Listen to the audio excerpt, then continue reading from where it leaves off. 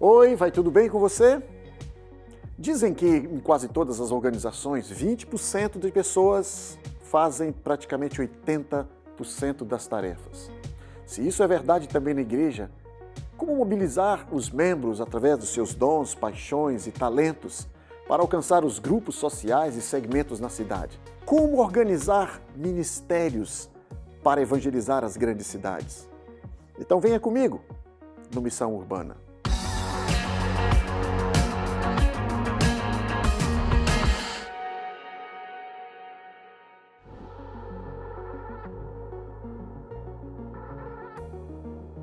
Existem hoje dois conceitos de igreja que estão polarizados.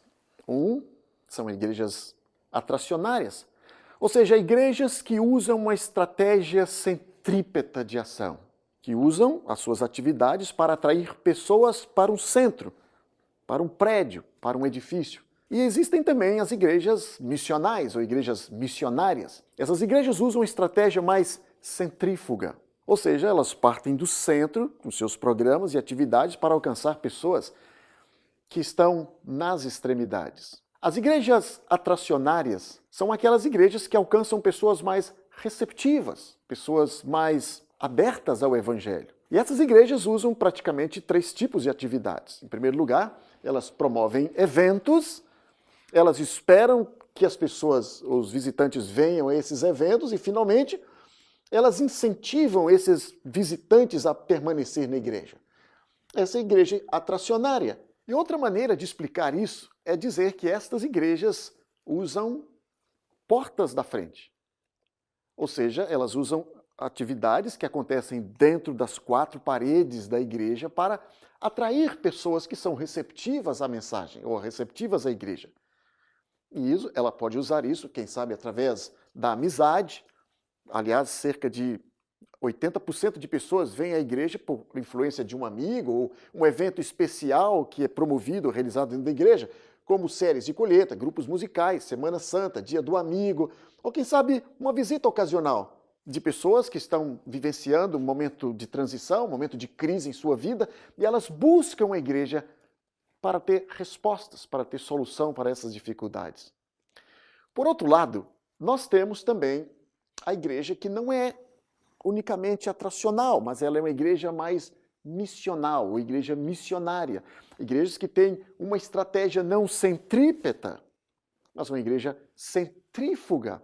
E a razão para isso é que muitas pessoas escolhem não ir à igreja. Aliás, a razão pela qual muitas pessoas vão à igreja é unicamente para assistir um casamento ou ir a um serviço fúnebre. Assim que essa igreja missional, missionária, ao invés de esperar que as pessoas venham à igreja, como é feito pela igreja tradicional, a igreja, nesse caso, vai às pessoas. Ou seja, ela encontra essas pessoas onde elas estão. Isso é mais próximo da passagem de Atos, capítulo 1, verso 8, onde Jesus disse que a grande comissão, a missão deve ser levada não apenas a Jerusalém, Judéia, Samaria, mas a todos os confins da terra. E assim, esta igreja missionária, ou igreja missional, abre portas laterais, não a porta frontal, mas portas na comunidade. Elas não esperam que as pessoas venham, elas vão a essas pessoas, elas descobrem necessidades. E elas começam, então, a atender necessidades dessas pessoas. E elas podem fazê-lo através de projetos comunitários, como feira de saúde, um pequeno grupo que é aberto, uma escola sabatina filial, ou algum ministério especial, como grupos de apoio ou grupos de evangelismo. Veja que, nesse caso, as pessoas não estão cientes de sua necessidade última, que é a necessidade de Deus. A única coisa que elas sabem é que elas precisam deixar de fumar, é que elas precisam ter uma maneira simples de vencer um estilo de vida errado. Assim, essas pessoas são encontradas onde elas estão. E a igreja precisa abrir portas laterais na comunidade. Há vários exemplos de ministérios ou de atividades baseadas nos dons que a igreja pode abrir na comunidade. E eu cito aqui alguns exemplos, como, por exemplo, pessoas, membros da família, da igreja, que se especializam, se organizam para atender, por exemplo, famílias cujo marido está na prisão, ou quem sabe famílias desabrigadas, ou filhos com dificuldades em aprendizado, e há outros grupos na igreja que se organizam para atender moradores de rua, ou quem sabe para evangelizar determinados segmentos específicos, como prostitutas, ou quem sabe estudantes universitários, ou grupos de apoio que atendem casos específicos de pessoas que estão desempregadas, ou viciados, ou mães solteiras, ou refugiados. Notem que desta maneira a igreja se organiza em pequenos grupos ou em ministérios específicos que vão onde as pessoas estão, abrem portas laterais, ou seja, abrem oportunidades para que essas pessoas venham ao conhecimento da fé. Isso é muito importante, meu querido, porque um escritor famoso chamado Lyle Sheller, um especialista em crescimento de igreja, diz que antes do ano 2000, muitas pessoas encontravam o caminho da igreja através da porta da frente, ou seja, eram pessoas que não tinham bloqueio, que não tinham nenhum preconceito contra a igreja, e essas pessoas iam à igreja, e ali elas encontravam a Cristo, e elas tornavam-se discípulos. Mas Lyle Sheller comenta que após o ano 2000, muitas pessoas têm se tornado resistentes à igreja. Ou seja, hoje em dia, mais do que nunca, é comum que as pessoas sejam encontradas fora das quatro paredes da igreja. Ou seja, elas precisam entrar através de uma porta lateral.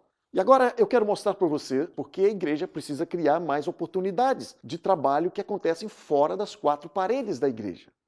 Em primeiro lugar, se a igreja assim o fizer, ela vai alcançar mais pessoas. Mais pessoas serão alcançadas pela fé. E a razão para isso, queridos, é que muitas pessoas não querem ir à igreja. Como escreveu um autor chamado Dan Kimball. Ele disse, as pessoas gostam de Jesus, mas as pessoas não gostam da igreja. Ou seja, as pessoas não estão tomando a iniciativa de participar de eventos da igreja. Isso porque muitas pessoas hoje, nessa cultura secularizada, acreditam que a igreja é manipuladora, ou que a igreja tira a liberdade das pessoas, ou explora as pessoas. Nós estamos vivendo um tempo em que alguns escritores chamam de pós-denominacionalismo. Mas se você abre eventos na comunidade, se você abre portas laterais, você alcança as pessoas onde elas estão. A segunda razão para isso é que mais dons espirituais na igreja serão utilizados. Repare o que diz Ellen White. Conjuntamente com a proclamação da mensagem em cidades grandes, há muitas espécies de trabalho a ser efetuados por obreiros de vários dons. E ela continua, uns devem trabalhar de um modo, outros de outro. O Senhor deseja que as cidades sejam trabalhadas mediante os esforços unidos de obreiros de diferentes habilidades. Ou seja, quando você abre portas laterais, quando você abre mais ministérios na comunidade, você vai utilizar muito mais os dons dos membros. Um terceiro motivo é que mais tipos diferentes de pessoas serão alcançadas. Hoje as nossas igrejas são muito homogêneas. Geralmente os membros vestem-se da mesma maneira, falam da mesma maneira, comem ou comportam-se da mesma maneira. E assim, quando você abre portas laterais, quando você abre ministérios diversificados na comunidade, você alcança pessoas que comumente você não alcançaria. Por exemplo, se a sua igreja organiza um ministério ou um pequeno grupo especializado em alcançar pessoas que têm deficiência visual ou auditiva, você acaba alcançando os familiares dessas pessoas. Ou quando a igreja se organiza para, digamos, evangelizar pessoas ou crianças com síndrome de Down, acaba evangelizando os familiares que dificilmente iriam à igreja por causa da deficiência dos seus filhos. Uma outra razão pela qual a sua igreja precisa abrir portas laterais é que mais membros serão envolvidos no serviço. Pense nisso. Pense, por exemplo, nos membros da sua igreja como se fossem esses pinos, triângulos, quadrados, cubos, e estes receptáculos, buracos, como se fossem posições, cargos. Você está vendo? Muitos simplesmente não se encaixam com seus dons espirituais, com as suas paixões, com seus talentos ou com aquilo que eles querem fazer. Mas muitos desses membros não encontram lugares e também não existe lugar suficiente para todos os membros da sua igreja, para o que eles querem fazer. Como eu disse para vocês, apenas 20% das pessoas ou dos membros fazem 80% das atividades da igreja. Mas se você abre portas laterais, se você abre novas oportunidades de envolvimento, mais pessoas serão recrutadas. Um outro motivo para isso é que mais novos membros permanecerão. Um escritor famoso diz que uma maneira interessante de assimilar ou incorporar os novos membros na igreja é envolvê-los antes que eles se tornem batizados. Repare como ele coloca isso daqui. Pessoas com maior probabilidade de se tornarem membros ativos são aqueles que se tornam parte de um grupo e desenvolvem relacionamento significativo com os outros nesse grupo antes de formalmente se unir àquela congregação. Ou seja, se você abre portas laterais, ministérios, pequenos grupos ou qualquer que seja a unidade e deixa com que esses interessados, visitantes, amigos participem, muito provavelmente essas pessoas serão incorporadas à igreja. Por quê? Porque elas terão a oportunidade de estabelecer relacionamentos. Elas terão um ambiente de aceitação, de amor, antes mesmo de se integrarem à igreja. Veja como geralmente acontece em nossas igrejas. Muitas vezes as etapas da fé progridem da seguinte maneira.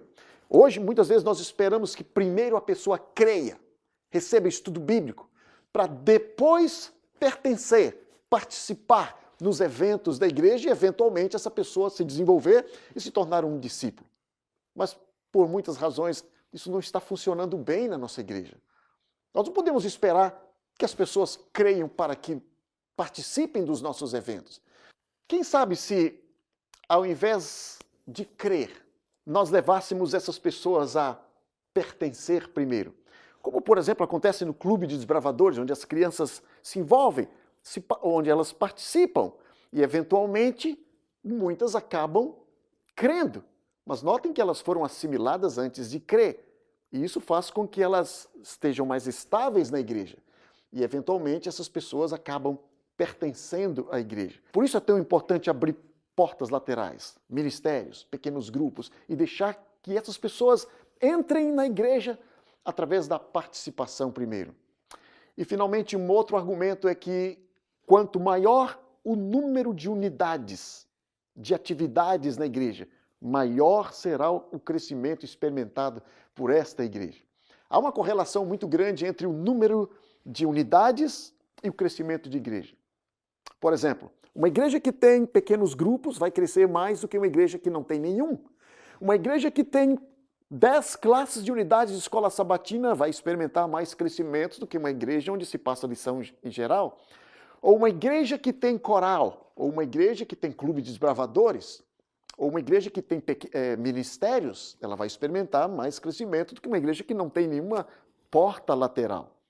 É em cima desse raciocínio que uma associação com maior número de igrejas sendo abertas vai experimentar mais crescimento do que uma igreja que não planta igreja. E agora, meu querido, vem uma pergunta muito importante. Como abrir ministérios? Como abrir porta lateral? Como ir à comunidade?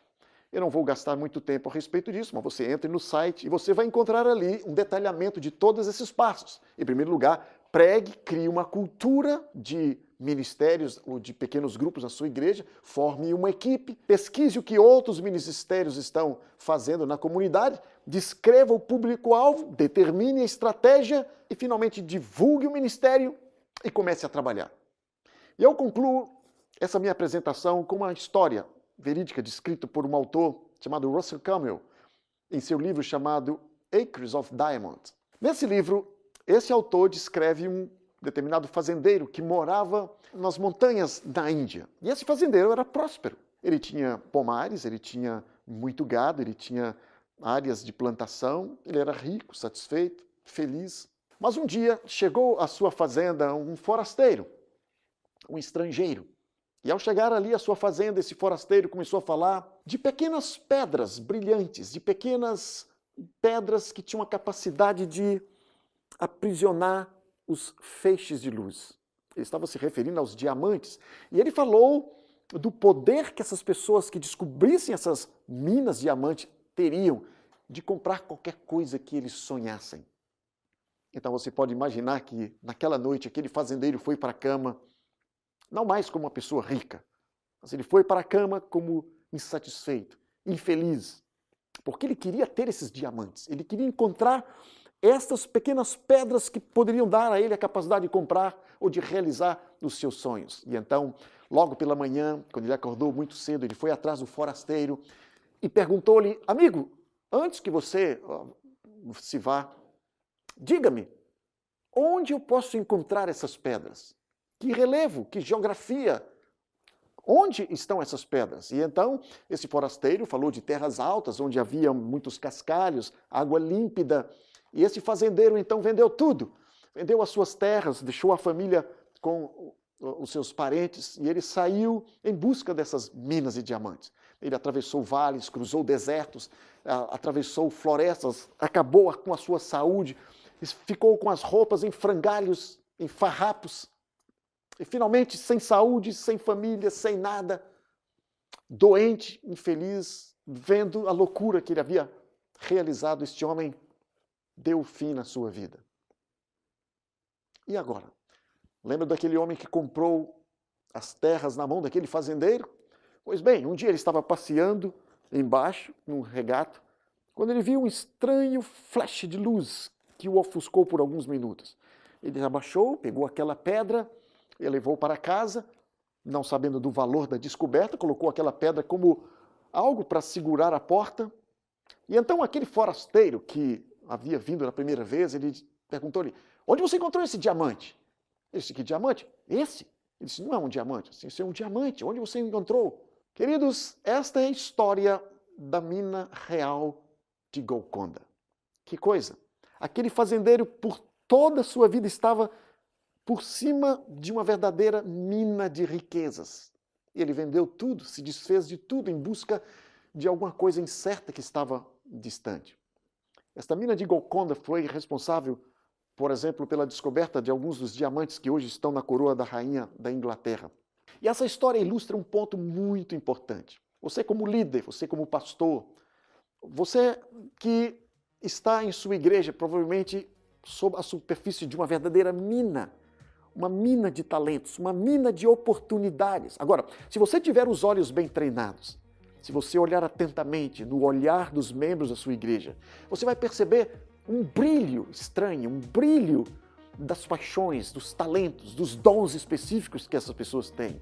E agora, se você como líder começar a moldar, a burilar, a lapidar esses membros, a envolver essas pessoas em ministérios específicos para que trabalhem na comunidade local, abrindo portas laterais, mais facilmente você alcançará pessoas para Cristo. E então o que você está esperando? Comece a abrir portas laterais. Comece a treinar, a motivar, a organizar e a alcançar o mundo para Cristo. E que Deus abençoe você.